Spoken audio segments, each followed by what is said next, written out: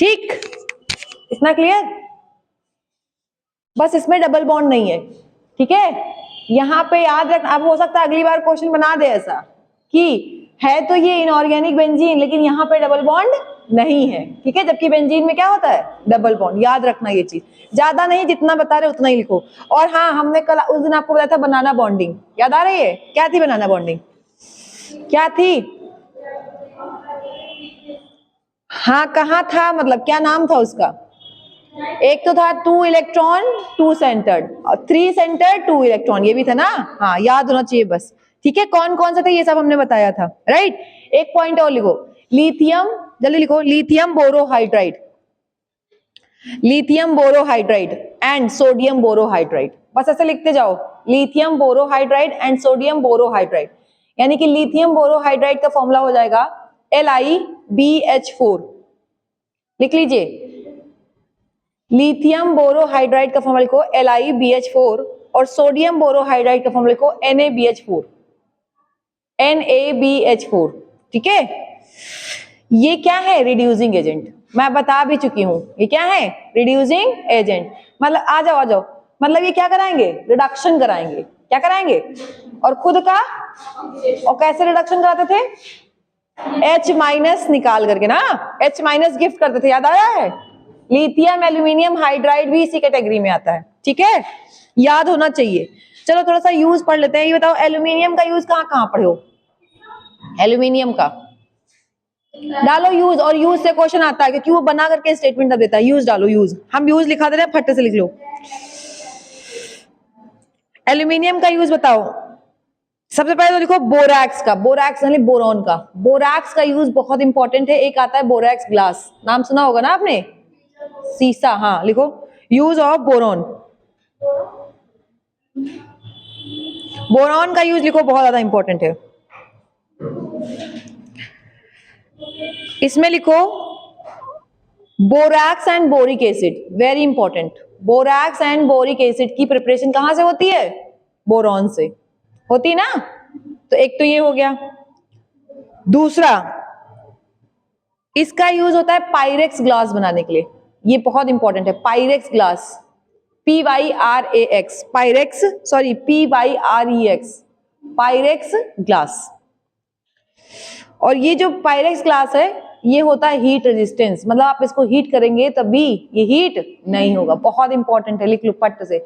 Pyrex glass कैसा होता है? Heat resistant. वैसे शीशा गर्म करके छू के देखो, ठीक है, तो अब आ सकता है कि पायरेक्स ऐसा ग्लास है जिसको क्या है, आप हीट करेंगे कोई फर्क नहीं पड़ेगा, हीट रेजिस्टेंस होता है, ठीक है। नेक्स्ट, बोरैक्स का हमने आपको बता ही दिया था। बोरैक्स का यूज क्या बताया था हमने? मेटल्स के लिए कलर, याद आ रहा है? फ्लेम टेस्ट में यूज होता था कि नहीं? याद आ रहा है? पक्का? हम कलर पूछने तो अभी फंस जाओगे, पक्का बता दे रहे हैं, क्योंकि सबसे मैंने कहा था याद करके आना। क्यों? सही कह रहे हैं, आगे लिखो, चलो छोड़ो। बोरैक्स का यूज होता है सोल्जर मेटल में, जल्दी लिखो, सोल्जर मेटल। यही सब तो क्वेश्चन ऐसे आते हैं, सोल्जर मेटल। बोरैक्स का यूज कहां होता है?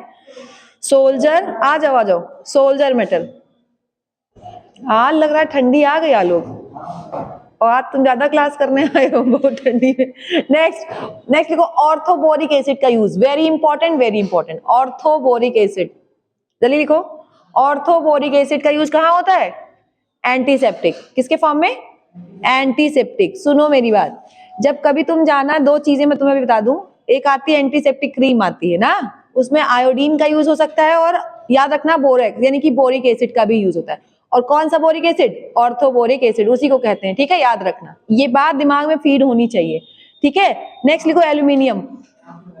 एल्यूमिनियम, एल्यूमिनियम की एक प्रॉपर्टी होती है हाई टेंसाइल स्ट्रेंथ, मतलब इसको आप बहुत लंबा क्या कर सकते हो? खींच सकते हो। वही सेम डक्टाइल वाली प्रॉपर्टी है। टेंसाइल का मतलब होता है कि टूटेगा नहीं, उलझेगा नहीं। हाई टेंसाइल स्ट्रेंथ लिख लो। एल्यूमिनियम की जो टेंसाइल स्ट्रेंथ है वो कैसी है? हाई, बहुत ज्यादा। ऐसे ही तो क्वेश्चन आते हैं इन सब में, पी ब्लॉक में ऐसे ही क्वेश्चन आते हैं। एल्यूमिनियम की टेंसाइल स्ट्रेंथ क्या है? हाई। अच्छा ये बताओ, हम तुमको बताएं, अगर मान लो एग्जाम में आ जाए कि it is a good conductor of heat and electricity, तो ये बेवकूफी वाली बात है, सबको पता है ना कि एल्यूमिनियम क्या है, कि लिखाएं जैसे मेरा मानना यह है कि अगर आपसे क्वेश्चन आ जाए अचानक से, स्टेटमेंट 1, एल्यूमिनियम जो है हीट और इलेक्ट्रिसिटी का क्या है, अच्छा कंडक्टर है, बहुत बचपन से जानते हो, और ना जानते हो तो एक काम करो, किसी दिन नंगे तार को कटोरी से छू के देख लेना। एक बार मेरी छोटी बहन कर चुकी है, ठीक है, उसको लगा, वो छोटी रही, स्टील की कटोरी से लगा लोहा नहीं छूना है, बहुत छोटी थी वो गई, तार वहां कटा था, वहीं पे कटोरी लगा रही है, उठा चिपका एक बार, बहुत मजा आ गया हमको, मैं बहुत सही और चली जाओ थोड़ा। तो याद रखना है एल्यूमिनियम क्या है, वैसे भी good conductor of heat and electricity. ये सब नहीं लिखना है, ज्यादा नहीं लिखना है, वो लिखना है जितना इंपॉर्टेंट है, ठीक है।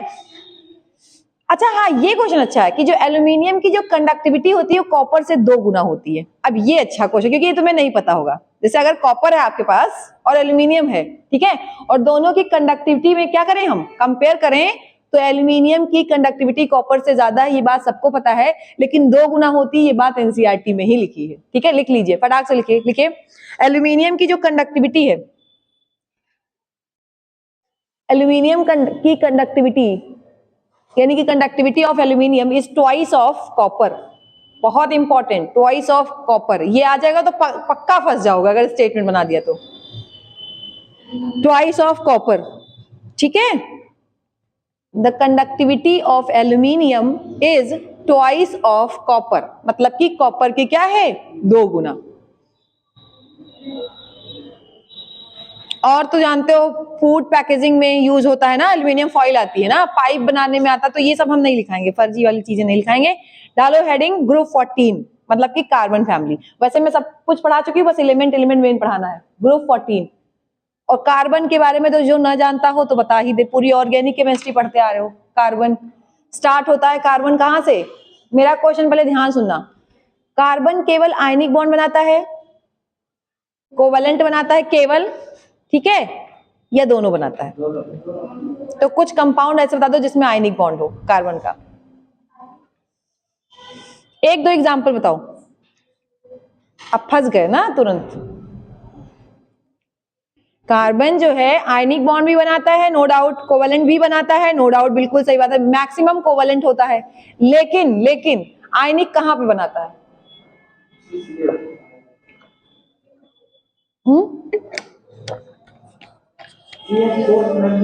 देखो, कभी भी याद रखना, ऑर्गेनिक केमिस्ट्री में 99% कोवेलेंट बॉन्ड होते हैं, ठीक है, वो पोलर कोवेलेंट होते हैं, इसलिए तुमको आयनिक दिखते हैं। पहले मेरी बात दिमाग से एकदम बसा लो, तुम लोग के अंदर कुछ भी चलता रहता है, तुम लोग को लगता है जहां माइनस प्लस टूट जाएगा वहां पे आयनिक बॉन्ड हो जाएगा, तो बात बिल्कुल गलत है।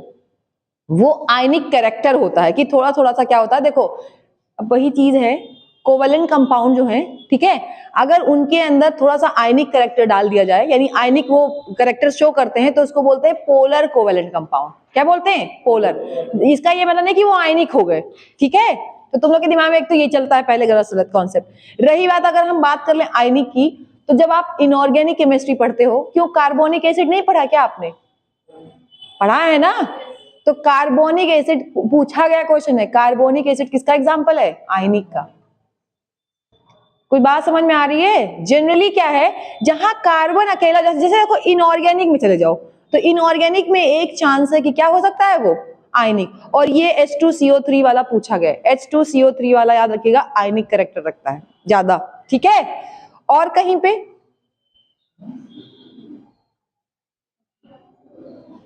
अभी कुछ दिन पढ़ाया था हमने KCN और AgCN, याद आया? KCN में हमने कहा था C क्या रखता है? आयनिक कैरेक्टर, तभी तो CN जुड़ता था। और AgCN आइसोसाइनाइड, उल्टा कोवेलेंट। याद ना रखो, ठीक है, बहुत अच्छा, वेरी गुड वेरी गुड, बहुत अच्छा। ऑर्गेनिक केमिस्ट्री कैसे करोगे तुम लोग? वहां क्वेश्चन आ जाएगा KCN से रिएक्शन कराओ, AgCN से रिएक्शन करोगे, तो रटे बैठे हैं हम, वो तो हम रट लिए ना। एक दिन हमने सिखाया था यहीं पे ही क्लास में कि AgNO2 हो और KNO2 हो, तो रिएक्शन का प्रोडक्ट क्या हो जाता है? बदल जाता है। याद आ रहा है? एकदम से हवा में जा रहा है सब। जैसे हमने कहा आपसे कि CH3OH है, इधर थोड़ा ध्यान सुनो पहले, ये है, और इसका सेम रिएक्शन हमको कराना है एक बार किससे? KCN से, और एक बार कराना है AgCN से, राइट। तो इसका प्रोडक्ट A होगा और इसका प्रोडक्ट क्या होगा? B होगा। क्यों? सब इनऑर्गेनिक का आंसर है। तो क्या होगा, पहले तो तुम प्रोडक्ट ही बता दो। चलो प्रोडक्ट बताओ जरा, इसका प्रोडक्ट क्या होगा? क्या होगा? CH3CN, इसका क्या होगा? और NC। ठीक है, क्या अंतर है दोनों में? ये साइनाइड है, ये क्या है? आइसोसाइनाइड, यही है ना? पक्का? चलो, ऐसे ही अगर हम तुम्हें बताए थे एक और क्वेश्चन कि ये KCN छोड़ दो, अगर यहाँ पे होता KNO2 और यहाँ पे क्या होता? AgNO2, बताइए तब क्या होगा प्रोडक्ट? जल्दी बताइए, स्ट्रक्चर बना के बताओ इस बार क्योंकि इस बार फंसेगा। बोलना आसान है लेकिन इस बार स्ट्रक्चर बनाना टफ है। जल्दी बनाओ,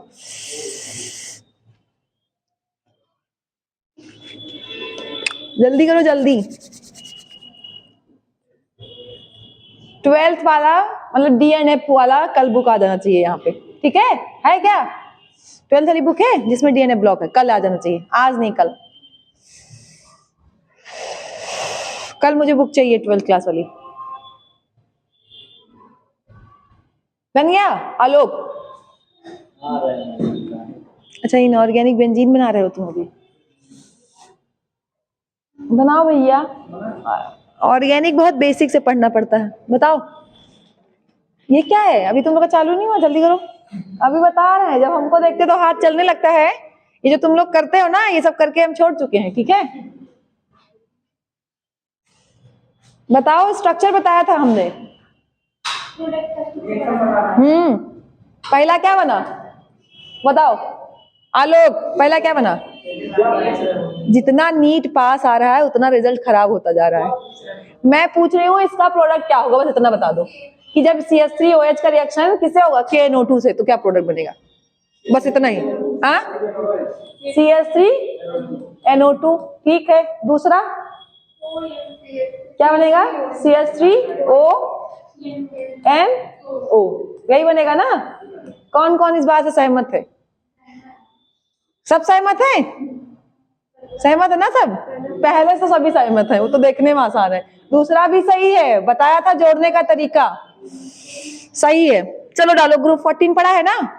खाली इसमें जो हम लिखाएंगे बस उतना लिखना है, ठीक है? लिखो ultra pure form of germanium and silicon. Ultra pure form of, ultra pure समझते हो? एकदम अनदर लेवल का प्योर फॉर्म, ठीक है? Ultra pure form of germanium and silicon का यूज होता है, is used for semi conductor devices, used for semi conductor devices. सही? जब आपको सर ने पढ़ाया होगा लास्ट चैप्टर सेमीकंडक्टर वाला, अभी पढ़ाएंगे, जब भी पढ़ा होगा कभी तो पढ़ा ही होगा ना फिजिक्स में, तो उसमें आपने पढ़ा सिलिकॉन और जर्मेनियम ही आता है आंसर। क्या आता है? सिलिकॉन जर्मेनियम का यूज किसी के फॉर्म में करते हैं? सेमीकंडक्टर, ठीक है? आपको सर ने पढ़ाया होगा P टाइप, N टाइप, याद आ रहा है? एक्सट्रिंसिक, इंट्रिंसिक सब पढ़ाया होगा। डोपिंग, चलो ठीक है, जब पढ़ाएंगे तब पढ़ाएंगे, आगे छोड़ देते हैं। जो सबसे नया एलिमेंट डिस्कवर हुआ है ग्रुप 14 का, उसका नाम बताएगा? कौन बताएगा?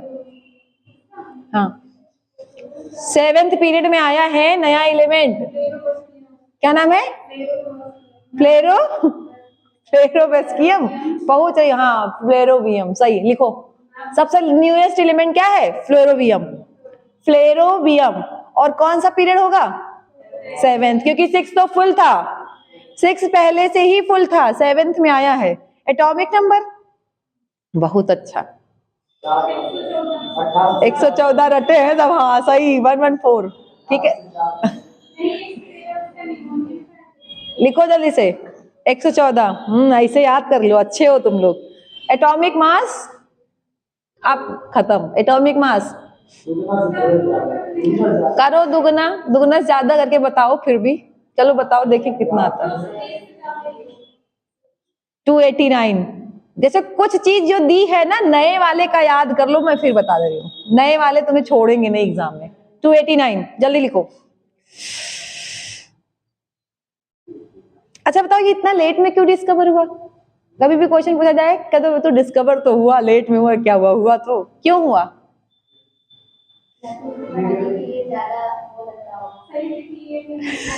तुम लोग तो यही कह देते हो, मतलब सही है भैया। रेडियो एक्टिव आपने पढ़ा है 7th पीरियड में, सब क्या है रेडियो एक्टिव। उनकी डिस्कवरी करना इतना आसान नहीं होता, ठीक है, क्योंकि उनकी हाफ लाइफ होती है। उनको रखोगे जब तक तुम डिस्कवर करने के लिए, खत्म, फिर खत्म ही हो जाता है। तो रेडियो एक्टिव होने के कारण डिस्कवरी थोड़ी टफ होती, बट स्टिल हो ही गया तुम लोग के आते जाते कहीं ना कहीं।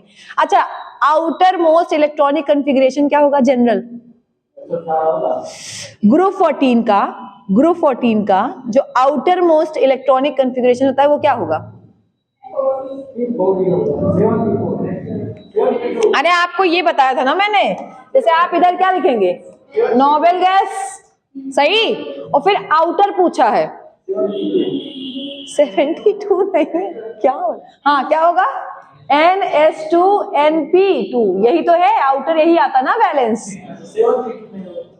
7 अलग बात हो गई ना, लिखो फटाक से, BF तो आने दो। ये आउटर इलेक्ट्रॉनिक कॉन्फ़िगरेशन है ना, ये सब पढ़ा चुके, फिर वही बात हमको रिपीट करवा रहे हो, पूरा पीरियोडिक टेबल में हो चुका है। चलो एक स्टेटमेंट लिखो जल्दी से, स्टेटमेंट लिखो, हाँ जल्दी करो।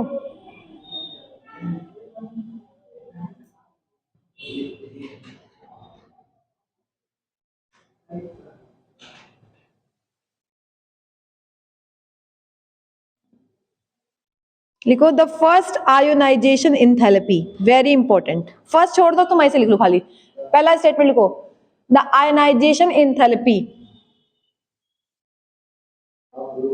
The ionization enthalpy of lead, हाँ PB, lead is slightly greater than tin, SN, greater है भैया, कहाँ यार, ग्रेटर देन टिन, SN, ठीक है। और ये भी बता दे और डाटा वाटा रहने तो डाटा देगा तो ठीक है, बात खत्म। क्वेश्चन ये है, क्या कह रहा है स्टेटमेंट 1, पढ़ो। आयोनाइजेशन एंथैल्पी लेड की क्या है, ज्यादा है किससे, टिन से। पहले बताइए क्या आप लोग इस बात से सहमत हैं? क्योंकि ऊपर से नीचे जाने पे क्या होता है, घटता है। हाँ बताओ, मुझे याद है, मैं पूरा बताई थी एक साथ याद करने को, जल्दी बताओ, पहुंच रहे हैं थोड़ा थोड़ा। बेटा मैंने बताया था poor shielding effect of d and f subshell, याद आया? बात सही है, गलत नहीं है। देखो जनरल केस में क्या होता है, फिर से सुन लो, ऊपर से नीचे जाने पे आयोनाइजेशन एंथैल्पी क्या होती है, घटती है। लेकिन मैंने कहा था आप जब 4th से 5th में जाओगे और नीचे 6 से 7th में जाओगे तो कहानी थोड़ा सा क्या होती है, चेंज हो जाती है। कारण क्या था, पुअर शील्डिंग इफेक्ट ऑफ, नीचे लिखो reason poor shielding effect of d and f subshell, poor shielding effect of d and f subshell. भैया जितने लोगों ने मेरे जो बनाए हुए क्वेश्चन लिखे हैं ना, प्लीज दे देंगे जरा, एक दिन मैं इसको प्रिंट करवा लूं तो। बड़ा मेहनत से यहीं से बनवाया, NCERT से, कितना टास्क वाली बात है। Poor shielding effect of d and f subshell, ठीक है, लिख लो, दोनों सही है और असर्शन रीजन करेक्ट एक्सप्लेनेशन भी है, ये आपके दिमाग में होना भी चाहिए। अच्छा अभी पूछ रहे हैं सबसे मोस्ट इलेक्ट्रोनेगेटिव एलिमेंट कौन होगा इसमें से कार्बन ही होगा, और सबका सब सेम रहता है, भूल जाओ, वो भी कहीं काउंट नहीं होता, कार्बन की भी इलेक्ट्रोनेगेटिविटी की जरूरत पड़ती नहीं है। ऊपर से नीचे जाने पे मेल्टिंग पॉइंट, बॉइलिंग पॉइंट,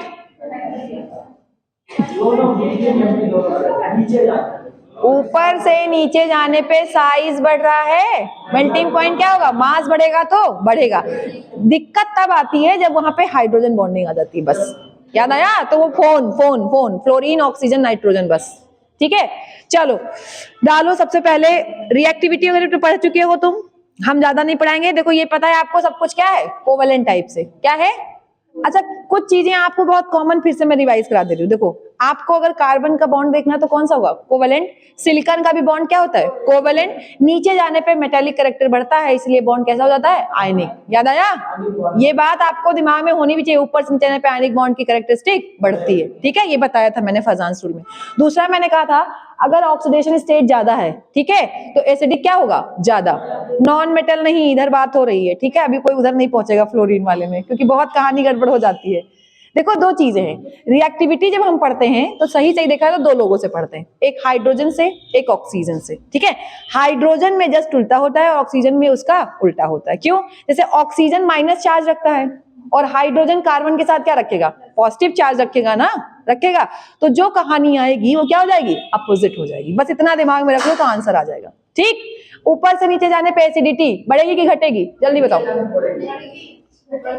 ऊपर से नीचे जाने पे एसिडिटी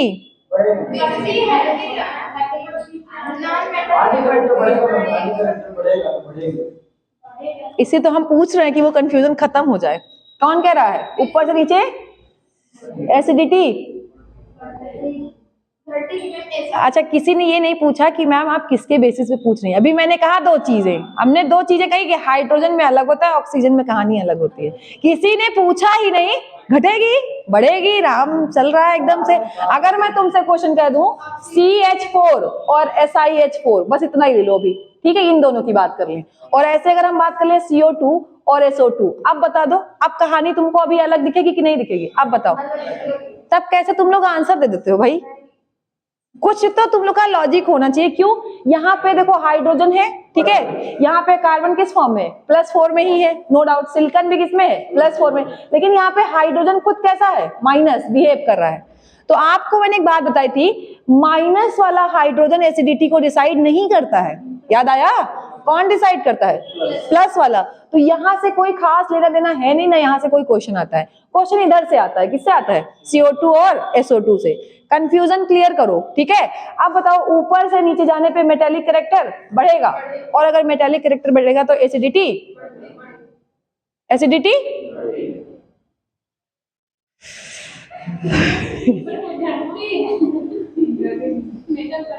मेटल में बेसिक कैरेक्टर बढ़ता है। काहे तुम लोग अपने दिमाग की दही बनाने के तुले हुए हो? हे प्रभु, कहाँ हो? इधर सुनो, CO2 आपका क्या है? ज्यादा एसिडिक है। क्या बता रहे हो? और जो कंपेयर आता भी है तो वो SO2 और SO3 का आता है। किसका आता है? SO2 और SO3 का। तो इस पे मैंने आपको सिखाया था +6 ऑक्सीडेशन स्टेट और यहाँ पे +4। जितना ज्यादा ऑक्सीडेशन स्टेट उतना ज्यादा एसिडिक कैरेक्टर। तब तो ये हमें पता चल जाएगा। लेकिन यहाँ पे अगर हम जाएंगे तो CO2 क्या होता है? ज्यादा एसिडिक होता है। काहे भैया? क्योंकि वो नॉन मेटेलिक है। और नीचे जाने पे जैसे जैसे आप बढ़ते जाओगे, जैसे जैसे आप नीचे बढ़ोगे, बेसिक स्ट्रेंथ बढ़ेगी, एसिडिक क्या होगी? कम होगी। क्या बता रहे हो? क्या कर रहे हो? इतना तुम लोग को गेम में नहीं खेलते हो क्या मोबाइल में? अभी वो क्या एक फ्री फायर एंड ब्ला ब्ला, पता नहीं कौन कौन से गेम खेलने से दिमाग का डेवलपमेंट होता है। ये सबसे बड़ा सच है। वो देखो, अगर आप आप सही बोल दिया, इसका मतलब कहीं भी खेलिए, बाहर भी खेलिए, 1 घंटे आधे घंटे चेस देखे हो? चेस खेलना इतना आसान नहीं होता है। खेल लेना अलग बात है, खेल के जीतना अलग बात है चेस में, ठीक है? वही तो कह रहे हैं। तो भैया ये सब आपके दिमाग को एक्टिव करता है। आधा घंटा खेलो, आधा घंटा कम से कम। अगर प्लेयर टक्कर कर मिल जाता है तो आधा घंटा ज्यादा लगता है। अरे हम कह रहे पहले आधा घंटा आदत तो डालो, यहाँ बात ये हो रही है, ठीक है।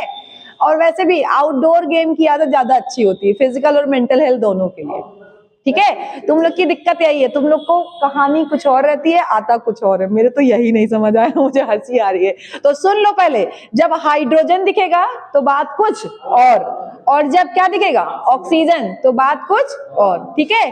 चलो एक क्वेश्चन बताओ, PbO, ठीक है, और PbO2 में ज्यादा स्टेबल कौन है? जल्दी बताओ। स्टेबल क्या है? स्टेबल, पहले स्टेबल बताओ, ये सब बता चुके हैं। PbO और PbO2 में ज्यादा स्टेबल कौन है? ना बताए तो अभी सबका सर फोड़ रहे हैं आकर के वहीं हम। PbO और PbO2, PbO और PbO2 ज्यादा स्टेबल कौन है? हाँ कौन, Pb+2 और यहाँ पे Pb+4। मैंने कहा था नीचे जाने पे लोअर ऑक्सीडेशन स्टेट क्या होती है, ज्यादा स्टेबल, याद आया। तो PbO क्या होगा, ज्यादा स्टेबल, और PbO2 क्या होगा। अच्छा एसिडिटी पूछ ले तो ज्यादा एसिडिक कौन होगा, PbO2, बस सीधी सी बात। एसिडिक करेक्टर पूछता तो क्या होता, PbO2, बात खत्म। ठीक, बहुत अच्छे हो तुम लोग, कसम से पीटने उठने का मन करता है। चलो जरा, हाँ रुको बताओ।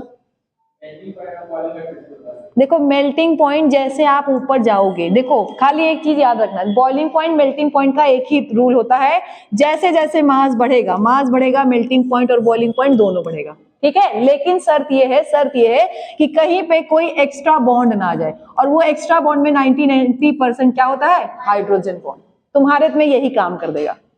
जैसे देखो अगर हम बात करें H2O और H2S, राइट, सही, तो देखा जाए तो ऐसे जाने पे मेल्टिंग पॉइंट क्या होना चाहिए, मेल्टिंग पॉइंट और बॉइलिंग पॉइंट क्या होना चाहिए, बढ़ना चाहिए ना। लेकिन मैंने बताया था यहाँ पे क्या आ गया है, हाइड्रोजन बॉन्ड, इलेक्ट्रोनेगेटिविटी कारण, बस इतनी सी बात है। हाँ ज्यादा ये होगा, ज्यादा ये होगा। हाँ दोनों पे याद रखना, ये बात दिमाग में रखना है। अभी एक ही तरह रखो, जहां पे खाली बॉन्ड का डिफरेंस, देखो और भी होता है, कहीं आयनिक बॉन्ड आ गया, दो चीजें हैं दिमाग में, आयनिक बॉन्ड आ गया तो आयनिक बॉन्ड क्या होता है, ज्यादा स्टेबल होता है, इसलिए उसका मेल्टिंग पॉइंट बॉइलिंग पॉइंट क्या हो जाएगा, हाई हो जाएगा। तो दो, एक तो ये देखो तीन तरीके से याद कर सकते हो, आयनिक बॉन्ड कहीं पे आ जाए, ऐसे याद करो, इधर सबसे ज्यादा होता है आयनिक बॉन्ड का। सेकेंड नंबर पे पोलर कोवेलेंट, किसका होगा, पोलर कोवेलेंट, फिर क्या होगा, नॉन पोलर कोवेलेंट, कोवेलेंट का सबसे कम होता है। एक तो ये तरीका हो गया। और जब बेसिक बात करते हैं नॉर्मल, तो मास देख करके बताते हैं, क्या देख के बताते हैं, मास।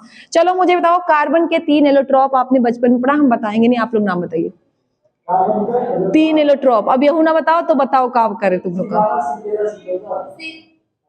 आइसोटोप्स हैं, हे प्रभु कहाँ हो, एलोट्रॉप्स, अपरूप अपरूप अपरूप, हाँ बताओ क्या है,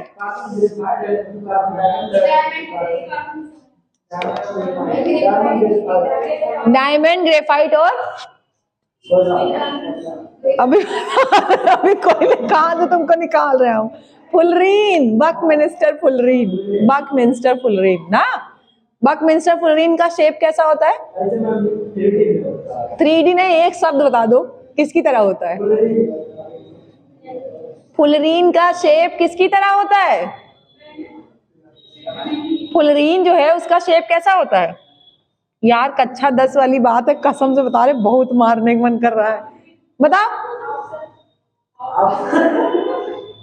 फुटबॉल की तरह होता है, और उसमें C70 से 60 से 70 कार्बन होते हैं, C60 से 70।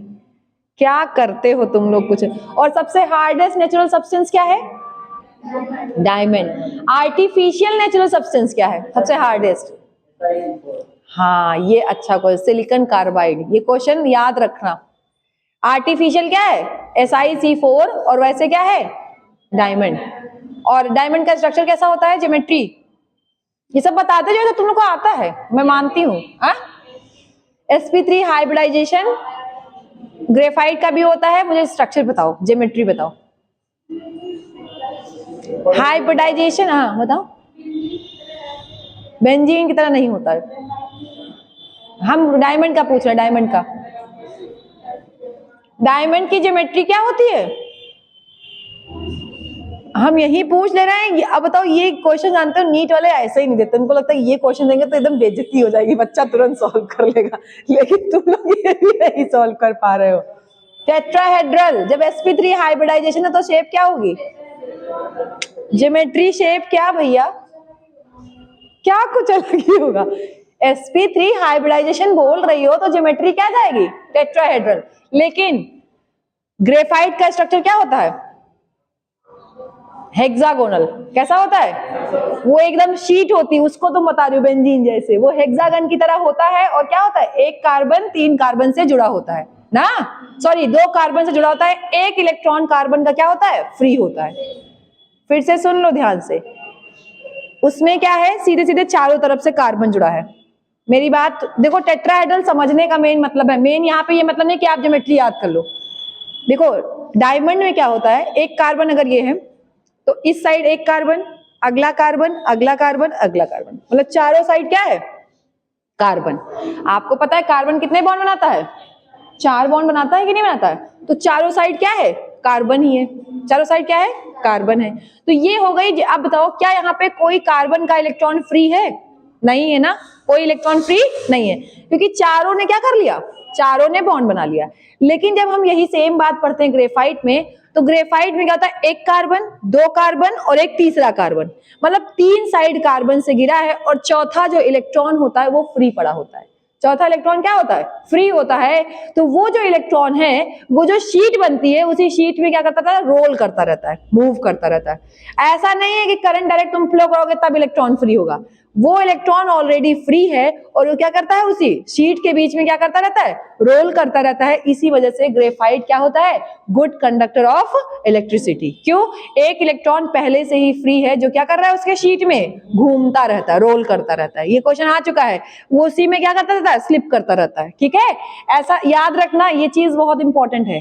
सबको रटा तो होता है स्ट्रक्चर, लेकिन कहानी ये होती है कि उसका एक इलेक्ट्रॉन जो फ्री है वो क्या है, आराम से घूमता रहता है उसी के अंदर, और दैट्स वाई क्या है, ग्रेफाइट क्या है, गुड कंडक्टर ऑफ इलेक्ट्रिसिटी। जबकि डायमंड में कोई इलेक्ट्रॉन फ्री नहीं है, इसलिए वो क्या है, बैड कंडक्टर ऑफ इलेक्ट्रिसिटी। क्या छोटे छोटे बच्चों वाली बातें हम तुम लोग को पढ़ा रहे हैं, सच बता रहे हैं, एकदम छोटे बच्चे, कक्षा 10 की किताब में है ये बात। नीट जे पेपर दे रहे हैं, लिखो फटाक से ये बात, पता ये रीजन रीजन रीजन रीजन लिखो खाली बस, कि जो एक सिंगल वो ग्रेफाइट में ऐसे लिख लो, इन ग्रेफाइट कार्बन फॉर्म 3 बॉन्ड्स, ये बात लिखो बस, हमें वो स्ट्रक्चर नहीं लिखाना, ज्योमेट्री नहीं लिखानी है। लिखो in graphite carbon form 3 bonds, 3 bonds, 3 bonds, 3 bonds, but in diamond carbon attached with 4 adjacent carbon atom, carbon attached with 4 adjacent carbon atom, 4 adjacent carbon atom। ठीक है, और इसीलिए सुनो, ये जो 3 बॉन्ड बना रहा है, तो एक इलेक्ट्रॉन जो फ्री है, इसीलिए अच्छा लुब्रिकेंट भी होता है ये सब असर्शन रीजन में आएगा। लिख लो, ग्रेफाइट इज अ स्टेटमेंट 1, ऐसे लिखो statement 1, graphite is a good lubricant. Lubricant समझते हैं ना, जिसमें कोई चीज फिसल जाए, फिसलने वाला, मतलब ऑयली, ऐसा बोल सकते हैं ना। हाँ, ग्रीस एग्जाम्पल है, ऑयली होता है लुब्रिकेशन जहां पे फ्रिक्शन कम हो। क्या कम हो, सही सही, लुब्रिकेंट का मतलब वही होता है, वो स्पेस, वो सरफेस जो क्या करे, फ्रिक्शन को कम करे। ठीक है, तो लिखिए graphite is a good lubricant. ठीक है, कारण क्या होगा इसका, ड्यू टू 1 फ्री इलेक्ट्रॉन, यही कारण है, due to 1 free electron in its structure, 1 free electron in its structure।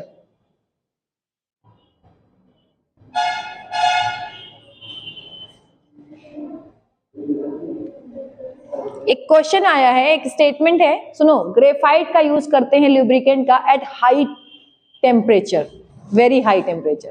ठीक है, क्या ऑयल का भी यूज कर सकते हैं? ध्यान सुनो, कि अगर कोई ऐसी मशीन है जो हाई टेम्परेचर पे काम कर रही है, बहुत ज्यादा हाई टेम्परेचर पे, हाई एनर्जी के साथ, तो वहां पे हम लुब्रिकेंट क्या यूज करेंगे, ऑयल करेंगे कि ग्रेफाइट? पहला ऑप्शन यही बता दो। हाँ, तो ऑयल क्यों नहीं करेंगे, मुझे इसका कारण दे दो।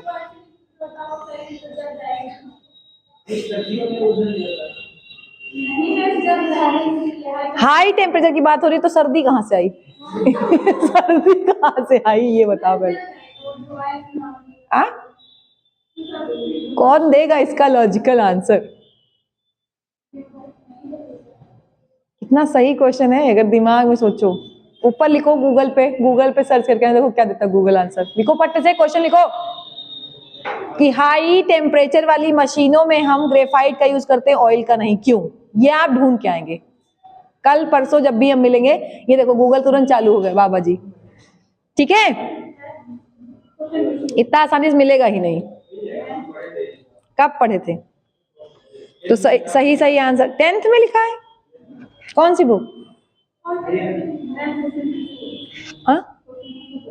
क्वेश्चन ये है, at high temperature graphite used as lubricant, at high temperature graphite used as lubricant but oil cannot, oil cannot, why? Oil cannot, why? ठीक।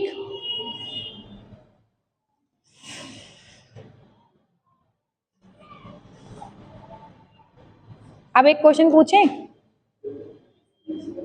Most stable allotrope of carbon कौन सा है? अब इसका आंसर आप लोग दीजिए, लिखिए क्वेश्चन लिखिए, most thermodynamically stable allotrope of carbon.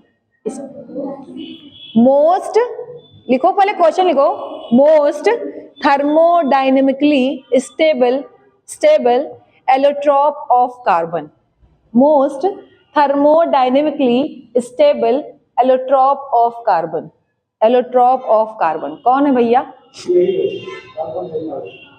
कौन है सबसे स्टेबल? कौन है इसके अकॉर्डिंग, थर्मोडायनेमिक्स अकॉर्डिंग? डायमंड ला के अगर रिएक्शन कराओगी ना तो रिएक्शन हो जाएगी। सबसे हार्डेस्ट है पहली बात तो, और कितना महंगा है। जो चीज सस्ती वही यूज होती, वही सबसे ज्यादा स्टेबल भी मानी जाती है। तो ग्रेफाइट लिख लो। 1000 बार बताया तुम लोगों की चीप पे जाया करो, तुम लोग एकदम सीधे डायमंड। कोई रिएक्शन हम लाके डायमंड कराएंगे? सोचो केमिस्ट्री लैब में हाई टेम्परेचर चेंज करता है इसका स्ट्रक्चर, वही सेम लुब्रिकेशन, सबका कारण एक, उसका स्ट्रक्चर। ग्रेफाइट आंख बंद करके कहीं भी आ जाए और रीजन उसका 99% क्या होगा? स्ट्रक्चर। और 99% में तुम्हारा काम हो जाएगा, 1% की तुम्हें जरूरत नहीं पड़ेगी। ठीक है, ये भी हम बता दे रहे हैं ये याद रखना। पता है कोई कहे मैम वो 1% वाला एक्सेप्शन बता दीजिए, ठीक है? तो 99% वाला याद रखो, हो जाएगा, इंपॉर्टेंट है। चलो बताओ, तो इसकी इंथैल्पी ऑफ फ्यूजन क्या होगा? ग्रेफाइट किस स्टेट में होता है पहले बता दो हमें। सॉलिड स्टेट में होता है, सही। तो उसको हम पहले चेंज करेंगे ना स्टेट को, तभी तो रिएक्शन कराएंगे। क्योंकि आपने पढ़ा था थर्मोडायनेमिक्स से सॉलिड स्टेट को हम इग्नोर कर देते हैं, याद करो। देखो पहले ध्यान सुनो, जो चीज सॉलिड स्टेट में है उसको क्या करते हैं हम लोग? इग्नोर कर देते हैं ना, नहीं लेते हैं। तो उसको पहले क्या कराएंगे हम? फ्यूज कराएंगे, यानी कि मेल्ट फॉर्म में लेके आएंगे। किस फॉर्म में लाएंगे? मेल्ट फॉर्म में। तो उसका कुछ एनर्जी लगेगी कि नहीं लगेगी? वो इंथैल्पी कितनी होती है? हाँ, अब यही क्वेश्चन अच्छा तो है। अब तुम बताओ लोग इसका answer. Enthalpy of fusion of graphite क्या होगा?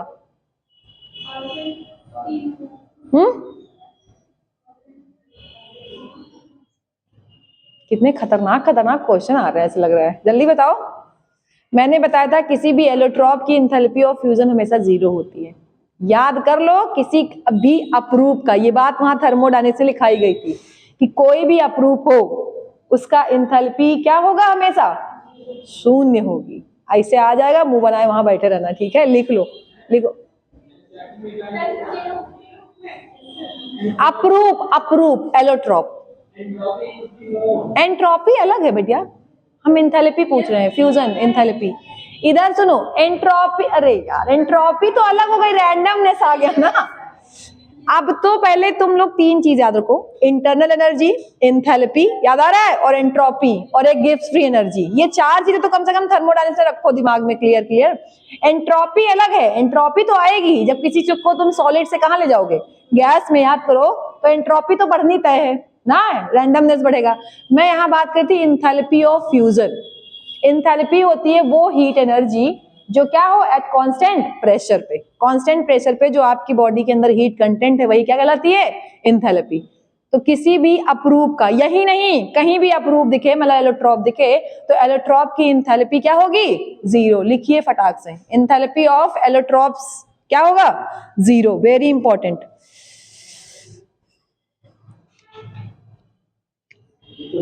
सब खाली बात है, तुम लोग जानोगे, पढ़ोगे, लिखोगे कुछ नहीं। अच्छा बताओ, अब फिर अगला क्वेश्चन कि आपने इलेक्ट्रोकेमिस्ट्री पढ़ा था ना, थोड़ा सा हम कनेक्ट कराते हैं। तो वहां पे हम अगर इलेक्ट्रोड यूज करते हैं तो कौन सा फॉर्म यूज करेंगे इलेक्ट्रोड में? यार इलेक्ट्रोड लिक्विड कैसे, सॉलिड फॉर्म तो होगा का। एलोट्रॉप कौन सा यूज करेंगे? सबसे स्टेबल, सबसे ज्यादा। हाँ, ग्रेफाइट सस्ता है, बस वही, ठीक है। कहीं भी ये लिखा हुआ क्या, उसको बार बार लिखा है कि इलेक्ट्रोकेमिस्ट्री में इलेक्ट्रोड की जगह किसको यूज करते हैं? ग्रेफाइट को। कार्बन का इलेक्ट्रोड अगर कहीं आ जाए। अच्छा, ये जो ग्रेफाइट इलेक्ट्रोड है, ये कैसा इलेक्ट्रोड होता है? Inert electrode. इनर्ट मतलब रिएक्शन नहीं करेगा। जैसे अगर आप उसको खाली लेते हैं ना, जैसे आपको अगर थोड़ा सा याद हो तो लेड वाली बैटरी याद आनी चाहिए, इन्वर्टर। जब बात हमने की थी तो हम लेड का इलेक्ट्रोड लगाते थे, तो लेड का खुद का क्या होता था? ऑक्सीडेशन, और लेड रिएक्शन में पार्टिसिपेट कर रहा था। लेड क्या कर रहा था? तो वो इनर्ट इलेक्ट्रोड नहीं है। इनर्ट इलेक्ट्रोड वो इलेक्ट्रोड होते हैं जो खाली क्या है, इलेक्ट्रोड की तरह यूज किए जाते हैं, लेकिन रिएक्शन में पार्टिसिपेट नहीं करते। तो कोई और बताएगा और कौन कौन सा इनर्ट इलेक्ट्रोड है? दो चार नाम बताओ,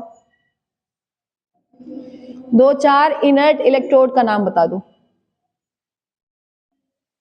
दो ही बता दो, तीन ही बता दो, आलो जल्दी बताओ।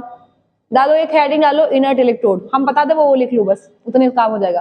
पहला लिखो ग्रेफाइट, ग्रेफाइट, और दूसरा प्लैटिनम। है बहुत महंगा, लेकिन प्लैटिनम का यूज कहीं कहीं किया जाता है रेफरेंस के लिए। Platinum, platinum. अच्छा, इसके अलावा सुन लो ध्यान से, जितने भी आपके इनर्ट मेटल हैं, सिल्वर, गोल्ड, ये सब भी किसकी तरह काम करते हैं? इनर्ट इलेक्ट्रोड की तरह। अगर आ जाए क्वेश्चन में तो रहना चाहिए ये बात आपके दिमाग में। सिल्वर हो गया और गोल्ड हो गया, ये चार तो आप याद कर लो। क्या क्या बोला हमने? ग्रेफाइट सबसे सस्ता है, इसलिए जब कहीं भी यूज आएगा तो किसका आएगा? ग्रेफाइट का। और सब महंगे हैं, इसलिए सबका यूज आसानी से किया नहीं जाता। लेकिन जब बहुत बड़े लेवल पर, जैसे कहीं इसरो में रिसर्च चल रही है, वहां पे फ्यूल सिस्टम का काम आएगा, तो वहां पे एक बजट आता है, वहां पे पैसा भी दिखाता है। जैसे प्लैटिनम की खासियत अलग होगी, ग्रेफाइट की खासियत अलग होगी। सोचो, एक एप्पल आईफोन है, फीचर्स लगभग वही है, स्टार्टिंग कितने की होती है? ऑलमोस्ट 50 प्लस ही जाता है, सबसे पुराना मॉडल 50 प्लस जाता है। लेकिन उतने में आप चाहेंगे तो दूसरा फोन आप आसानी से ले सकते हैं, और अच्छे फीचर्स का। तो कुछ खास बात तो होगी एप्पल के अंदर, ठीक है, होगी ना। तो बस ऐसे ही सोचो कि केवल डिपेंड करता है वैल्यू पे, मनी वैल्यू पे, ठीक है। तो ऐसा नहीं कि प्लैटिनम का यूज नहीं होता होगा, लेकिन उन जगहों पे यूज होता होगा जहां पे उसकी क्या होगी? डिमांड होगी। ठीक, आपने सुना हुआ शायद सऊदी अरेबिया की इलेक्ट्रॉनिक्स बहुत अच्छे होते हैं ना, और सस्ते होते। पता नहीं, मुझे नहीं यूए, पता नहीं, सऊदी अरेबिया का ही है शायद। सऊदी जाते हैं लोग, हमें नहीं पता एग्जैक्टली, मैंने सुन रखा ये बात। क्यों? अरे तुम लोग हंस रहे हो, वो इलेक्ट्रॉनिक का हब है, वो इलेक्ट्रॉनिक का हब है। और वहां का इलेक्ट्रॉनिक, अगर वहां का आपने एक फोन बना लिया तो इंडिया में उसका मैन्युफैक्चरिंग और कंस्ट्रक्शन नहीं हो सकता। ये बात सही है, और एकदम 100%। और एक वो फोन लाने के बाद उसकी लाइफ वैलिडिटी अगर यहाँ के फोन की 2 साल की है, 3 साल की है, तो वहां की 50 साल की है, ऐसा मान लो। इतना क्वालिटी है। हाँ, तो वही तो इंजीनियर ही नहीं है, वही तो मैं बोल रही हूँ कि कंस्ट्रक्शन उसका पॉसिबल नहीं है। मतलब यहाँ के लोग के ऊपर है, वो परे है, मतलब ऐसा समझो। अब सोच रहे हैं हम काहे लाएंगे ऐसा जो इंडिया में बने, नहीं, हमें इंडिया में रहना है, वो अलग बात है। लेकिन आपको पता है क्वालिटी में वो ज्यादा बेस्ट रहता है। उसके अलावा हाँ, बनाने को तुम फिर ले जाओ, हाँ बन जाएगा, लेकिन यहाँ पे उतना टैलेंट ही नहीं है, वो काम नहीं हो पाएगा उसका। जैसे सबका अपना अपना एक जोन होता है ना, राइट। एप्पल कहाँ का फोन है ना, लेकिन एप्पल चल कहाँ रहा है? इंडिया, अमेरिका से ज्यादा लोग एप्पल, अमेरिका में कॉमन होगा, हमको लगता है एक गरीब आदमी भी होगा तो उसके पास भी एप्पल होगा ना। लेकिन इंडिया में भाई साहब, मुझे तो इतनी हंसी है, मुझे नहीं पता, छोटे छोटे बच्चे अगर फोन हाथ, अरे आईफोन है, अरे बाप रे बाप, हम कहते हैं इनको क्या ही इससे मिलने वाला है ऐसा। तो ये हम लोग की जो सोच है ना, वो बहुत अलग ही लेवल की है, ठीक है। स्टिल भैया, हम तो आईफोन बहुत दिन से लिए, क्या करें बताओ, एक तो ले लिए हम, और कुछ लेते नहीं है ज्यादा। लिखो नेक्स्ट, डालो कुछ फॉर्मूले लिख लो बस। वाटर गैस, जल्दी लिखो, चलो बताओ वाटर गैस का फॉर्मूला बताओ। वाटर गैस का फॉर्मूला क्या होगा? वाटर गैस, इसी का पहले तुम इतना ही बता दो, वाटर गैस का फॉर्मूला बता दो। अब स्टार्ट होता है क्वेश्चन रटने वाला, मैं क्या करूं इसमें, क्या ही कोई लॉजिक नहीं है। देखो सब ढूंढा डांडी पड़ रहा है। वाटर गैस का फॉर्मूला बताओ। सीओ, सीओ तो कार्बन मोनोऑक्साइड क्या होता है? तो वही तो वाटर गैस बताओ बेटा। हमको लगता है अगर सीधे सीधे एनसीईआरटी लाइन से क्वेश्चन पूछे तो तुम लोग वहां बैठ के हंसोगे या तो रोगे खूब ज्यादा, है तो पागलों जैसा बिहेव करोगे। CO+H2 लिखो, इसके मिक्सचर को क्या कहते हैं? Water gas. कार्बन मोनोऑक्साइड और हाइड्रोजन के मिक्सचर को क्या कहते हैं? Water gas.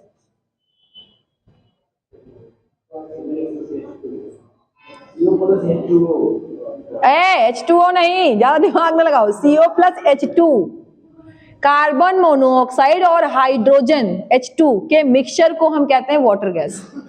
ठीक है, इसी का दूसरा नाम लिखो सिंथेसिस गैस। इसी का दूसरा नाम क्या है? लिखते जाओ, ये सब शब्द ही इंपॉर्टेंट है, फिर हमें मत कहना बाद में। सिंथेसिस गैस, सिंथेसिस गैस लिख लिया।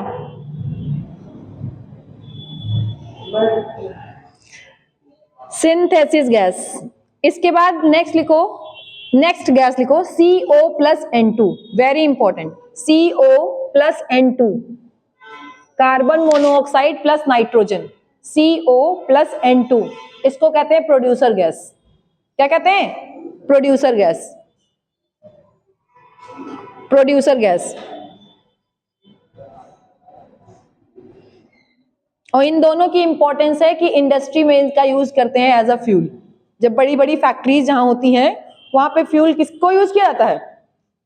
दोनों ही सस्ती हैं। सुन लो क्यों, इनके सारे कंपोनेंट एयर में प्रेजेंट है, सोच के देखो ना। और हवा से सस्ता कुछ नहीं है, लेकिन अभी कुछ दिन में हवा से महंगा भी कुछ नहीं होगा ना। अभी हवा से सस्ता कुछ नहीं है, और हवा से महंगा छोड़ दो, हवा से हानिकारक कुछ नहीं होगा। महंगा तो छोड़ दो, कौन खरीदने जाएगा हवा, लेकिन जो नॉर्मल लोग हैं उनके लिए रहना बहुत दिक्कत हो जाएगा। पानी तो पानी भी उसमें जाएगा कैटेगरी में। जितने हम लोग के लिए ऐसे सोर्सेज है जिनका हम आसानी से यूज करते हैं वो सब आगे। और मेट्रो सिटीज में तो कहानी बहुत ही गड़बड़ होने वाली है। ठीक है, अभी भी मैं बता दूं मेरा एक्सपीरियंस, लखनऊ का पानी इतना हार्ड है, यहाँ आए बस्ती में तो ऐसा लगता है कि खाली ऐसे पानी डाल लो तो आंखें जलना बंद हो जाती हैं। और हाँ, यहाँ पे ये देखो, जो चीज सच है वो सच है, जो मेरा एक्सपीरियंस है। और वहाँ लखनऊ में पानी डालो आंखें जल रही तो और जलने लगेंगी, क्योंकि पानी क्या है? हार्ड वाटर है, कंप्लीटली पीने लायक भी नहीं है। अगर उसका आप चेक कराइए, चाहे इतना आरओ लगवा लो भैया, कितना कोई लगवाएगा, मशीन की भी एक लिमिट होती है ना किसी भी चीज की। लोगों को क्या लगता है कि मशीन से सब काम हो जाएगा, होगा कुछ नहीं, सब उल्टा ही होने वाला है। ठीक है, तो ये बहुत सब मुद्दे हैं, पॉल्यूशन, ये सब इन्वायरमेंट का मुद्दा है, लेकिन कुछ कोई मुद्दा नहीं, खाली कहने के लिए मुद्दा है बस। ठीक है, तो याद रखना ये सस्ती चीजें हैं, और सस्ती चीजों का ही यूज हम कहाँ करते हैं? इंडस्ट्रीज में। तो लिख लीजिए, इन दोनों का यूज कहाँ होता है? इंडस्ट्रीज में। किसके लिए? फ्यूल के लिए। ठीक है, जल्दी लिख लीजिए। एक क्वेश्चन मेरा ये है कि कार्बन मोनोऑक्साइड वाटर सॉल्युबल है कि इनसॉल्युबल? अब इसको बता दो। लिखो स्टेटमेंट 1। अब तुम लोग फंसोगे। Carbon monoxide is water insoluble. Carbon monoxide is water insoluble. Next statement, carbon monoxide is soluble in blood. Soluble in blood. चलो बताओ सही कि गलत? दोनों करेक्ट। पहला गलत, दूसरा सही। इनसॉल्युबल है ना? क्या लिखा? पहला स्टेटमेंट क्या है? हाँ, तब सही है, तब सही। हाँ, तब सही, दोनों सही। हम सॉल्युबल याद किए थे, पानी में नहीं घुलता। पानी में कार्बन मोनोऑक्साइड नहीं घुलती। ठीक है, अच्छा ये बताओ, पानी में नहीं घुलती तो पानी, ब्लड में भी तो पानी ही होता है, कैसे घुल जाती है? ये तो आपके फिजियोलॉजी वाले सर ने पढ़ाया होगा, और बहुत अच्छे से पढ़ाया होगा। जब रेस्पिरेशन पढ़ाया होगा तो उसमें बताया होगा कार्बन मोनोऑक्साइड ब्लड में कहाँ पे घुलती है, कैसे घुलती है। जब पानी, देखो किसी भी तुमने पढ़ रखा है, बॉडी का कोई भी पार्ट हो, 90% क्या होता है? जल ना। ब्लड में भी क्या है? जल है कहीं ना कहीं। तो क्यों ऐसा क्या है कि CO जो है वो ब्लड में घुल जाता है जबकि पानी में नहीं घुलता? बताओ, CO कैसे घुल जाता ब्लड में? मुझे कोई मैकेनिज्म तो बता दो। बाइकार्बोनेट CO2 के साथ बनता है, ब्लड गाढ़ा होता। वाह, कंसंट्रेटेड। अरे यार, जल्दी बताओ। वो बाइकार्बोनेट आयन होता है। अब हम बता दें वो कब बनता है, जब CO2 निकलती है सेल से तो वो ट्रांसपोर्ट करता है लंग्स में ले जाके in the form of bicarbonates.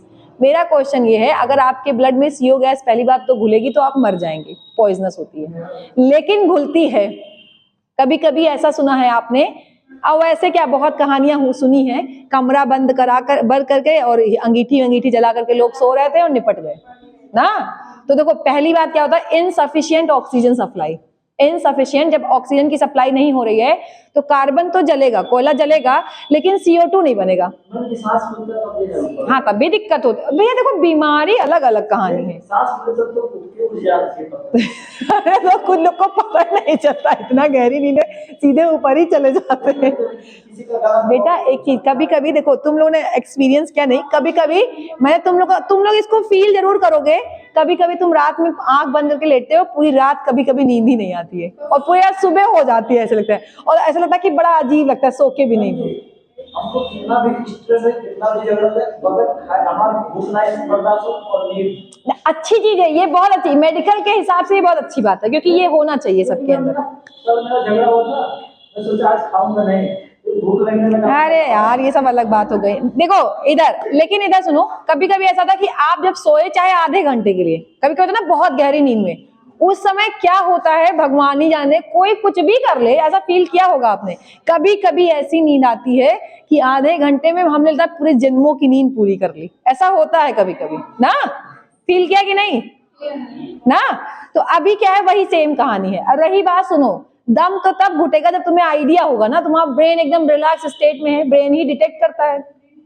जैसे तुम सो रहे हो एकदम, और आप ये नहीं कहेगा कोई कि ब्रेन चलता नहीं है, सोते वक्त ब्रेन चलता है, लेकिन एक क्या कहते हैं, रिलैक्स स्टेट में, राइट। वो सबको डिटेक्ट नहीं करता है, क्योंकि उसे पता है क्या है, ऑक्सीजन मिल रही है बढ़िया, खाना तुम खाए ही हो, अब आराम से हमको सोना है, अंदर सेल्स काम कर ही रही है। ये है ब्रेन का लॉजिक। अब तुम गहरी नींद में सो गए, ठीक है, तुम्हारा दिमाग एकदम रिलैक्स स्टेट में है, तुम्हारे क्या है, धीरे धीरे CO ने एंट्री लिया, ठीक है। तुम्हें सफोकेशन तो तब होगी जब तुम्हारा ब्रेन डिटेक्ट करेगा ना। जब ब्रेन ही डिटेक्ट नहीं कर रहा है और धीरे धीरे क्या हो गया, CO का लेवल बढ़ गया और ब्लड में ज्यादा घुल गई।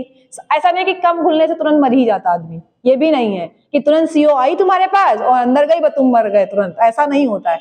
एक लंबे ड्यूरेशन के लिए क्या होता है कि जब डिटेक्शन नहीं होगा और धीरे धीरे ब्लड में क्या हो जाएगी, CO गैस पूरी तरीके से घुल जाएगी, तब वो मरने वाली चांस आती है। ऐसा हमेशा सही भी नहीं होता है, ठीक है। हमने ये चीज देखा, हमेशा तो सही नहीं होता, कभी कभी हम लोग तो देखे हैं ब्लोअर वोलर चला लिए, पूरा बंद कर दिए। अब तो नहीं, ब्लोअर भी नुकसान करता है, बहुत करता है, तनिक सा नहीं, वो तो और करता है। जो रेडिएशन आती है ना, रेडिएशन और खतरा, वो सीधे जान लो सेल्स को भेद करके अंदर कैंसर का लेवल बढ़ा है ना अभी देखो समय से। भैया देखो, हमको करना है ऐड, मेरी बात समझो। हमने कहा ये बॉटल है, राइट, ये बॉटल प्लास्टिक की है, बचपन से हमें सिखाया जा रहा है प्लास्टिक का यूज नहीं करना चाहिए, ठीक। अभी आज तो चलो इसमें ठंडा पानी रखा है, लेकिन जरा गर्मियों का सोचो, एक बार गर्मी का सोचो, बस पानी इसी में कंपनी वालों ने क्या कह दिया, मैंने ऐसी प्लास्टिक की बोतल बनाई है जिसमें सारी प्रॉपर्टीज हैं, anti cancerous and blah blah and so on and so on. Use तो उन्होंने केमिकल ही किया, और जितना हम बाहर से केमिकल ले रहे हैं, हम अपने लिए खतरा पैदा कर रहे हैं, सीधी सी बात है।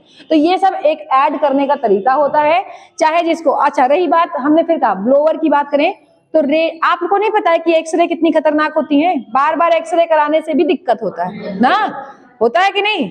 हड्डी क्या है, वो सीधे घुस करके अंदर जा करके सारे सेल्स टिश्यूज को विभेद करके ही तो लाती है, स्ट्रक्चर खोद करके। अब वही तुम्हारे सेल्स में तुम्हारे बार बार रेडिएशन पड़ रही है। जैसे ब्लोअर बना दिया हमने तो कह दिया ब्लोअर, हमने ऐसा, कंपनी ने कह दिया हमने ऐसा ब्लोअर बनाया है कि बस ये पॉजिटिव रेज को ही भेजेगा आपके पास। हम कैसे मान ली ये बात, क्या सब लोग मान सकते हैं? कभी भी एक तो यही बात होगी कि पॉजिटिव के साथ नेगेटिव होता है, तो मैं तो जिनका ऐड हो रहा है वो बिल्कुल ट्रस्ट वर्दी है ही नहीं, क्योंकि उनका ऐड सिर्फ इसलिए हो रहा है मनी की वजह से, पैसे की वजह से। चाहे तुम जिसको उठा लो, मैं फिर कह रही हूँ, जितनी बड़ी, अब कहाँ से एग्जाम्पल स्टार्ट करें छोड़ दो, लेकिन जहां जिसका जितना ऐड हो रहा है कहीं ना कहीं, वो सब का कारण क्या है? पैसा। पैसा है। तुम देखो अभी मसालों पे कितना कहानी आई थी, मसालों पे आई थी कहानी, फिर क्या हुआ बाद में, ये मसाले में इतना खतरनाक है, इतना खतरनाक है, बाद में फिर वही पैकेट वाला चलने लगा, नई पैकेट बन गई, बस बात खत्म हो गया। मसाला वही है, पैकेट नया आ गया, अब तुम्हें क्या है, तुम तो बेवकूफ बन ही रहे हो। तो ये सब कई कहने की बातें हैं सिर्फ और सिर्फ। स्टिल हम लोग कहाँ थे, मुझे तो कहाँ पर्यावरण के मुद्दे पे चले गए। हाँ, कार्बन मोनोऑक्साइड ब्लड में कैसे डिसॉल्व होता है, क्यों डिसॉल्व होता है, क्या कारण है, बस इतना बता दो। अच्छा, कौन हेल्प करता है ये तो बता दो, बस वही आंसर है। ब्लड में हीमोग्लोबिन होता है ना, हीमोग्लोबिन में आयरन होता है ना, आयरन है ना oxygen, carbon oxide, carbonyl compound, याद आया? आयरन और क्या, सीओ, कार्बोनिल कंपाउंड, याद आया कि नहीं? अब वो आयरन बेचारा ग्लोबुलिन प्रोटीन को छोड़ता है और किसके साथ जाके कंबाइन होता है? सीओ के साथ। और आपको पता है अगर आपकी बॉडी में मेटल कार्बोनिल कोई ऐसा कंपाउंड आ जाए तो अब बताओ आयरन का काम क्या था? ग्लोबुलिन बनाना। उसने कर क्या दिया भैया? उसने आयरन को खत्म किया कि नहीं, आयरन के काम को खत्म किया कि नहीं किया? तो वो अल्टीमेटली आपकी बॉडी को नुकसान ही करेगा। इसलिए याद रखिएगा, बहुत ज्यादा इंपॉर्टेंट बात है। रही बात CO2 में ऐसा क्यों नहीं होता है, तो CO2 होती है पानी में सॉल्युबल। CO2 किसमें सॉल्युबल होती है? पानी में। तो जो ब्लड का पानी वाला पोर्शन है, राइट, उसमें वो डिसॉल्व होकर बाइकार्बोनेट बना लेती है, तो वहां आयरन तक बात नहीं पहुंचती है। आयरन तक बात नहीं पहुंचेगी तो CO2 देखो हार्मफुल होती है। एक्सेस ऑफ CO2 आपने पढ़ा है ना, एक्सेस ऑफ CO2 भी क्या होता है? हार्मफुल होता है। ये बात पढ़ा है कि नहीं? ब्रेन डिटेक्ट करने लगता है, पीएच लेवल। रहने दो, ज्यादा हो जाएगा अभी, सब कर्व वर्व जब पूछेंगे ना तो तुमका दिमाग खराब हो जाएगा, इसे छोड़ देते हैं। ध्यान रखना, यही डिफरेंस है कि CO2 क्या होता है? पानी के साथ, और ये सीधे चेन को डिस्टर्ब करती है। तो याद रखिएगा। और सुनो, इसका खतरनाक अटैचमेंट है। CO सबसे तेज अटैच होती है हीमोग्लोबिन से। CO जो है 300 times as compare to CO2। सोचो, अगर 300 टाइम्स क्या है? CO2। ऐसे ही अगर ऑक्सीजन से कंपेयर करें तो ऑक्सीजन से जो CO2 है, CO2 हीमोग्लोबिन से जल्दी कंबाइन होती है। ये आपके सर ने पढ़ाया होगा ना, कंबाइनिंग कैपेसिटी उन्होंने पढ़ाई होगी, राइट, कि वो 250 उस पे चलती है और ये 300 पे और वो 200 पे। अगर एक समय में हीमोग्लोबिन से ऑक्सीजन के कितने 200 मॉलिक्यूल कंबाइन हो सकते हैं तो उसके कितने होते हैं? 250। ये पढ़ाया होगा, ये डाटा NCERT बायोलॉजी में दिया हुआ है, राइट। और यहीं पे CO का दिया हुआ है किसका? 300। केमिस्ट्री में दिया है CO का। मतलब कि सबसे तेज कौन कंबाइन होता है? अब अगला क्वेश्चन तो ये भी आ सकता है, इनमें ऑर्डर बता दो ब्लड में घुलने का, तो सबसे तेज कौन घुलेगा? CO, फिर CO2 और फिर O2। बेचारी O2 एक तो वैसे भी, अच्छा एक चीज और है, एक फायदेमंद है कि ऑक्सीजन है ज्यादा इन्वायरमेंट में और CO2 का लेवल क्या है? बहुत कम है, 0.03 था, अब तो बढ़ गया है, अब तो पक्का बढ़ गया है ना। धीरे धीरे ऑक्सीजन की कमी हो रही है और CO2 का लेवल बढ़ रहा है, तो ये हमारे लिए खतरा है। आदमी जितना अपने आप को इंटेलिजेंट बनाता जा रहा है, ये बात मैंने बताई थी एक दिन बहुत अच्छे से, जितना हमको लगता है कि हम बहुत एडवांस ह्यूमंस बन रहे हैं ना, उतना ही हम कहीं ना कहीं बहुत खराब कर रहे हैं। ठीक है, चलो स्टिल लिख लेना, कारण क्या होता है? Binding with haemoglobin complex. लिखो, रीजन लिखो। हाँ, CO bind with haemoglobin, haemoglobin to form complex, और वो कॉम्प्लेक्स इसका होगा आयरन के साथ। कॉम्प्लेक्स, मैंने तुम्हें बहुत अंदर तक की बात बता दी, आयरन का क्या बनाएगा? कॉम्प्लेक्स। ठीक है, जबकि CO2 क्या करेगा? CO2 क्या करेगा? पानी से। और ऑक्सीजन तो बहुत ही अच्छा है, ऑक्सीजन तो पानी में रहता ही रहता है। ठीक है, इतनी बात क्लियर है। CO का लेवल अगर बॉडी में बढ़ गया तो आदमी की क्या हो जाएगी? डेथ। ठीक है, उसका कारण क्या है? डेथ का कारण क्या है? CO खुद में देखो, CO अगर रहे तो इतनी दिक्कत नहीं है, लेकिन CO जैसे जाएगा तो अभी मैंने कहा था अटैच होने की जो पावर है वो CO की ज्यादा है। अब वो बताओ, देखो एक तो एटमॉस्फेयर में क्या है? CO2 है, ऊपर से CO है। जो हीमोग्लोबिन है हमारी ब्लड का, उसमें सबसे तेज अटैच कौन हो गया? CO। तो ऑक्सीजन को ट्रांसफर करने की कैपेसिटी क्या हो जाएगी? कम, क्योंकि ऑक्सीजन फिर कंबाइन ही नहीं हो पाएगा ना, जब स्पेस ही नहीं है। इस कमरे में अगर हम मान लें अभी 200 लोग आकर के बैठ जाए तो 200 के बाद 300 को बिठाना बहुत टफ हो जाएगा ना। तो जब स्पेस ही नहीं है तो ऐसा नहीं है कि बहुत वो पॉइजनस है इसलिए मार देती है, वो पॉइजनस इसलिए है क्योंकि वो ऑक्सीजन को कंबाइन होने नहीं देती। ये अच्छा क्वेश्चन, ये भी लिखिए, फटाक से लिखो। CO combine with hemoglobin and prevent, जल्दी, CO combine with hemoglobin and prevent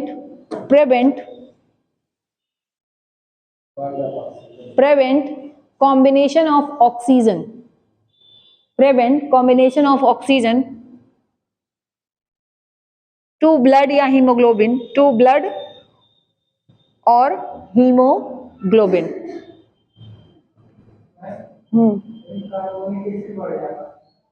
carbonic acid, रुक जाओ एक सेकेंड, रुक जाओ, ठीक है। कार्बोनिक एसिड की कहानी अलग होगी, ठीक है। क्या बोला हमने? हमने ये बात बोली कि सुनो क्या होता है, कार्बन मोनोऑक्साइड क्या होता है, हीमोग्लोबिन से जाके कंबाइन हो जाता है और ऑक्सीजन को कंबाइन होने से रोक देता है। अब जब बॉडी में, ये बताओ तुम्हारी बॉडी में क्या हमको CO2 की जरूरत है? क्या हमको कार्बन मोनोऑक्साइड की जरूरत है? हमको किसकी जरूरत है ऊर्जा के लिए? ऑक्सीजन की। अब ऑक्सीजन ही नहीं पहुंच रहा है बॉडी में, तब क्या होगा? डेथ। द कारण इज डेथ। और इसीलिए सफोकेशन होती है। इसीलिए क्या होती है? सफोकेशन, ठीक है। अब बात आती है CO2। कार्बोनिक एसिड CO2 के साथ बनता है और वो रिएक्शन मैकेनिज्म होती है जब अभी देखो तुमको अगर क्या कहते हैं, फिजियोलॉजी वाले सर ने पढ़ाया होगा तो आपको पता है ये CO2 ही रहता है और ये वाटर ब्लड का, सही, प्लाज्मा में ये जा करके घुलता है, क्या बनाता है? H2CO3, यही बनाता है ना। लेकिन आपको पता है कि हमारी बॉडी में pH लेवल भी मेंटेन होना चाहिए, तो ये टूट जाता है किसमें? H+ में, और ये बनाता है HCO3-। यही तो आपका बाइकार्बोनेट आयन है। इसी फॉर्म में CO2 कहाँ जाती है? लंग्स के पास वापस। ये सर ने पढ़ाया ना यही चीज। तो अब ये H+ जो आया है वो किसको मेंटेन करता है? pH को। बफर सिस्टम भी तो है ना, blood is a buffer system. और बफर सिस्टम आपको पता है क्या होता है कि पीएच को क्या रखना है, हमें मेंटेन रखना है। चाहे जैसे देखो, अगर हमें लग रहा है पीएच क्या हो रहा है, बढ़ रहा है, तो हम क्या करेंगे? H+ अलग कहानी, H+ रिलीज करेंगे। अगर हमें लगेगा पीएच घट रहा है तो इसको ये फटाक से क्या कर लेती है? कंबाइन कर लेती है, ताकि पीएच क्या रहे ब्लड का, मेंटेन रहे। तो ये कहानी ह्यूमन फिजियोलॉजी में अलग तरीके से होती है। और ये कहानी किसके साथ है? लेकिन CO2 के साथ, कार्बन मोनोऑक्साइड के साथ नहीं है। अच्छा चलो बताओ, CO2 जब हीमोग्लोबिन से बाइंड होता है तो वो जो कंपाउंड बनता है कॉम्प्लेक्स, उस कॉम्प्लेक्स का नाम बता दो जरा, क्या होता है?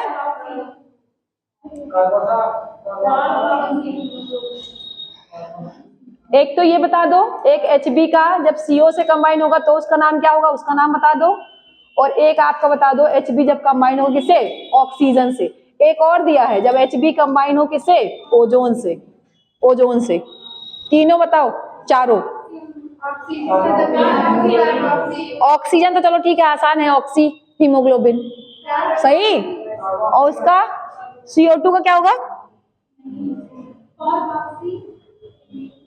ये है तुम लोग का लेवल बायोलॉजी का। आलोक एकदम में चुप हो गए, बायो हम कुछ बोलेंगे ही नहीं भैया, बायो केमिस्ट्री एक ही बात है।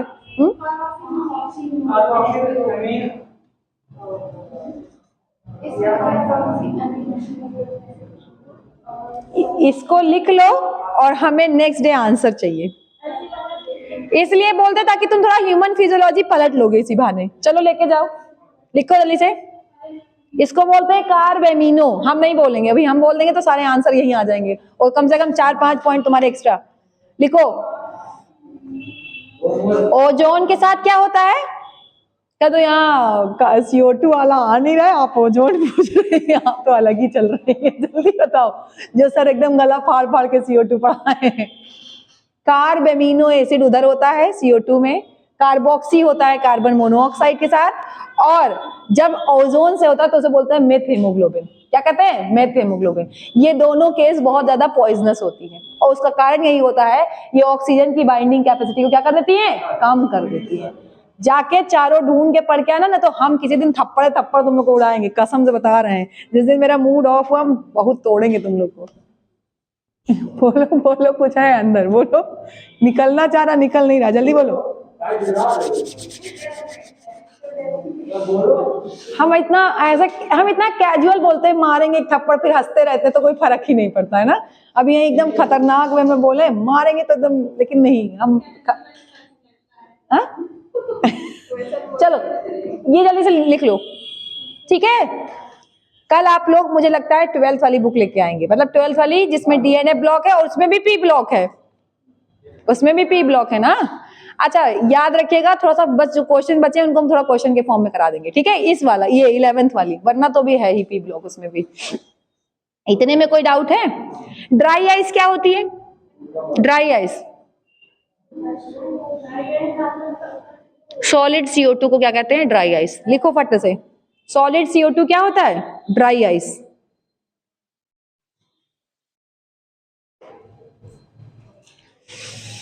सॉलिड CO2 को क्या कहते हैं? Dry ice. चलो बताओ, CO2 में पी पाई बॉन्ड होता है कि पी पाई डी पाई? CO2 में पी पाई पी पाई डी पाई? हाँ, सेकंड के दोनों किसमें? सेकंड पीरियड, कार्बन भी और ऑक्सीजन। हमने कहा था कार्बन और ऑक्सीजन में क्या होगा? अगर सेकंड पीरियड रहेगा तो पी पाई, अगर कोई और आएगा तब क्या होगा? डी पाई, ठीक है। ये सब याद है ना। थोड़ा सा हेडिंग डालो, सिलिकॉन डाइऑक्साइड, सिलिकॉन डाइऑक्साइड, हाँ SiO2।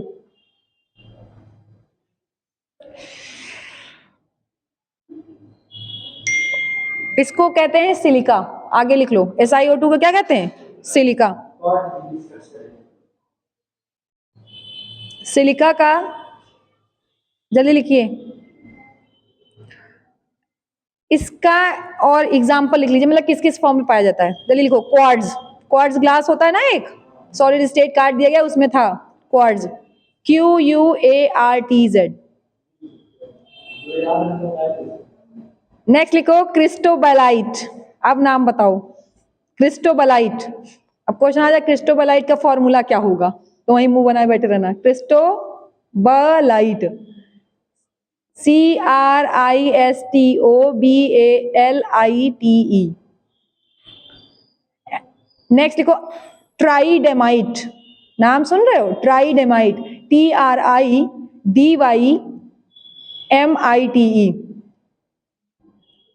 TRIDYMITE।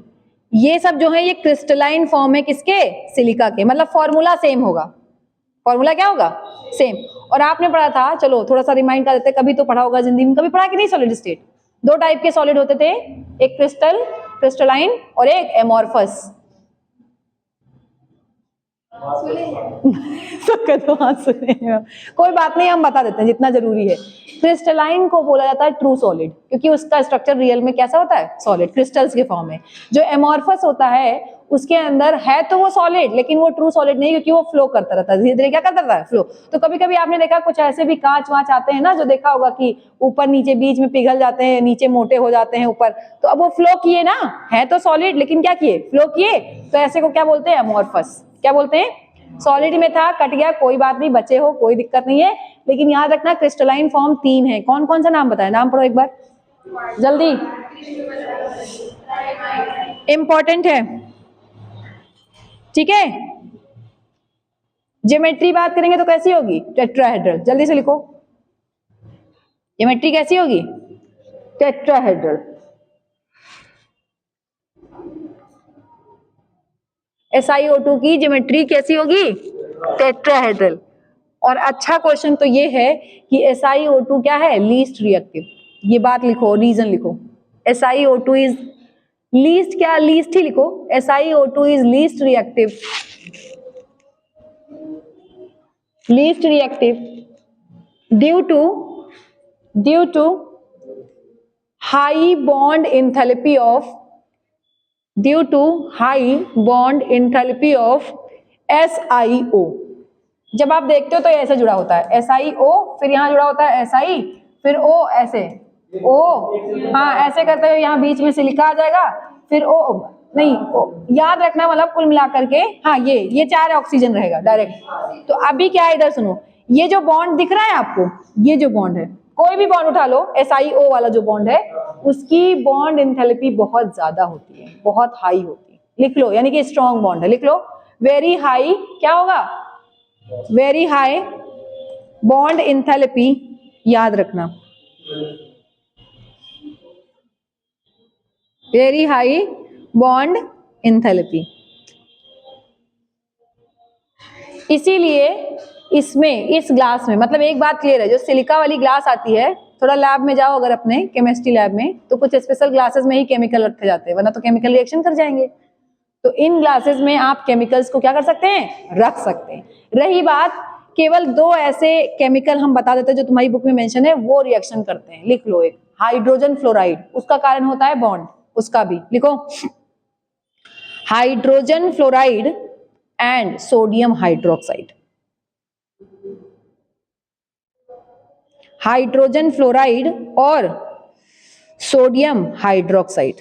चलो जरा कोई रिएक्शन कराएगा, देखो SiO2 प्लस NaOH, जरा प्रोडक्ट बताओ तो, SiO2 NaOH, SiO2 plus NaOH, जल्दी बताओ क्या होगा प्रोडक्ट। और दूसरा SiO2 प्लस HF, जल्दी बताओ आंसर।